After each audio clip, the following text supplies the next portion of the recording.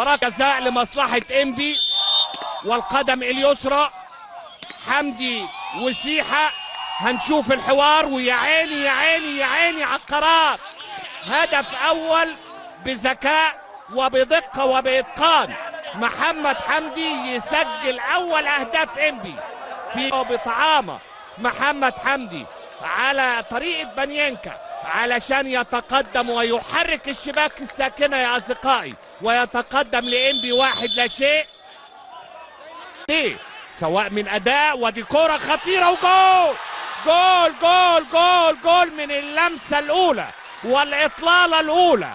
أحمد رضا يعود بالقلعة الحمراء والنسر الأحمر من ديانج للعامل التقدم من الخلف للأمام. أحمد رضا يحط النادي الأهلي في الصورة بعد لمسة ذكية يحرك بها الشباك ويتعادل ويعود بالنادي الأهلي إلى هدف التعادل 1-1 في الدقيقة الأولى. وضوح وضغط قوي من لاعبي انبي كللوه بركلة جزاء والتقدم بهدف. اعتقد ان الموقف لديانج سليم، بالفعل سليم، ومحمد معروف يحتسب